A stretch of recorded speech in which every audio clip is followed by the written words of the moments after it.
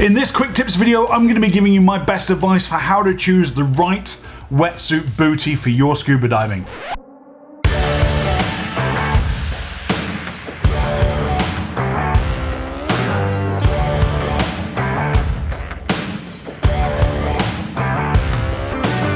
Ladies and gentlemen, welcome to Divers Ready and welcome to this number 40 in our series we call Quick Tips. We've looked at pretty much every aspect of dive gear throughout this series, but one piece of gear we haven't looked at yet, which if you get it wrong will ruin your dive, is your footwear, your booties. Whether you're going to go bare feet or wear booties and what the different design options are. So I'm going to head to the workbench and break it down for you. If you haven't done so already, make your next dive on our subscribe button and I'll see you over there.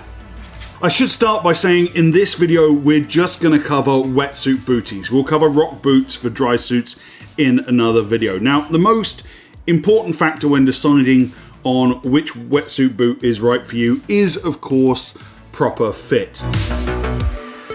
Now wetsuit boots are sold in shoe sizes because they should fit like a shoe, which is fine. You just go ahead and order your normal shoe size unless you happen to be an American female. Now let me explain. In Europe a size 40 is a size 40. It doesn't matter if it's male or female, it's the same size shoe. For some reason in the US the sizes are different. For example, a men's 4.5 is actually a women's 6. So in the description of this video below, I've actually found a handy conversion chart because in North America, most wetsuit booties that are unisex tend to be sized in men's size. So there's a nice little conversion chart there if you need to find the female size for a particular bootie. Definitely do try on the wetsuit booties that you're considering. There is no consistency across brands. I've been anything from a size 12 to a size 14, depending what brand I'm trying on. You want a snug fit. Loose fitting booties will cause blisters. In addition to that, not only do you want to make sure that the bootie fits your foot, but you also want to make sure that the bootie fits your fin. So for whichever fin you're considering, for whatever setup you're trying to build, it's a good idea if you're shopping for booties in an actual brick and mortar retail store to take one of your fins with you, try the bootie on, and then actually put the fin over the top of it to make sure that fits as well and that the toe of the boot fits into the fin pocket nice and snug, because you don't want your booties to be too small for your fin pockets and now your fin is rattling around and that's really inefficient for propulsion. Ankle height. The next factor to consider is ankle height. Do you want low cut, low ankle booties like this or sort of more the high top style? The low ankle bootie is ideal for warm water diving, perhaps when you're just diving in a shorty wetsuit or maybe even less, maybe just a rash guard and shorts. Really good for warm water, normally come with a soft sole, we'll talk more about that in a moment. I always like to wear high ankle booties whenever I'm diving a full wetsuit, just so that I can put the wetsuit ankle cuff down over the top of the wetsuit bootie and I'm completely covered from head to toe. If you do go for the high top style, make sure you get one with the side zipper because they are so much easier to don and doff. The other factor you want to think about when considering how high you want your bootie to be is where will your fin strap lie. If you're using low ankle booties and you have a very thick fin strap, you don't want that sitting above the heel of your bootie there because it's going to rub on you and it's also going to cause blisters. So then you're going to want to go for a more high top style.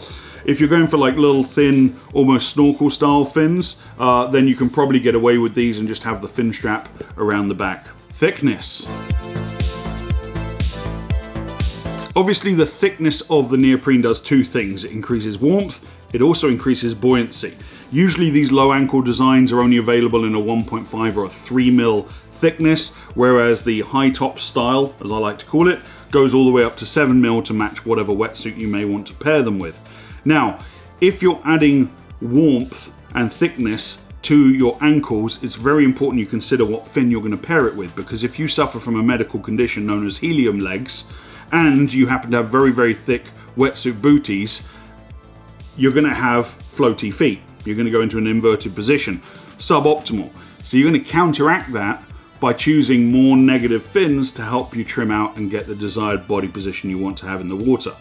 I've said it so many times on this channel, but I'm not afraid to say it again. Fin choice is one of the most important decisions when getting your trim correct, and that needs to be paired against the selection you make on your booties. Sole. As you can see on these ankle high booties, these have a very flimsy, thin little rubber sole on them, as opposed to something more like this that has a chunky, sturdy, almost like a rock boot sole to it. And then going up higher from this, I have this pair of Aqualungs here, which has a very, very, very hard sole. The sole is really all about protecting your feet. So what you're going to consider when you're choosing what kind of sole you want on your bootie is what are your entry conditions going to be. Apart from when you're neutrally buoyant and swimming along, you'll be walking in these booties in gear in some manner. If you're walking across a boat deck and doing a giant stride entry, these are totally fine. They're non-slip, they're nice and grippy, happy days. If you're walking across volcanic rock to get to your entry point for a shore dive in, let's say Hawaii, these probably aren't going to cut it and you're going to feel that sharp rock through those soles, in which case you will want to go up to something a little bit more sturdy. Wear and tear. This is a wetsuit bootie that I've probably put about 300 dives on. Used to be a 3mm, it's not anymore. Remember that neoprene loses its sponginess over time with continued compressions at repetitive depths. The soles have gotten very, very thin to the point where I can feel the boat deck through them. So that's obviously not providing me much protection anymore. And yeah, the general state of them, they're pretty dinged up and scratched up. The heels are starting to wear where my fin strap will rub against them, the zipper's starting to go, the seam on the zipper's starting to go. All this to say that wetsuit booties are a wear and tear item. So when they start to get raggedy, just chuck them out, get a new pair, and don't spend too much money on wetsuit booties knowing that they're gonna eventually let you down. If you're a new scuba diver just getting your first set of gear, I hope this video had value for you in helping select the right booties. You might want to check out our other quick tips videos, which I'll put over there because most of them are gear related. If you did get value out of this video, consider sharing it with your buddy, giving it the old thumbs up, or subscribing to our channel if you haven't done so already. And until next week, ladies and gentlemen, my name's James. Thank you so much for joining me. Dive safe, dive often.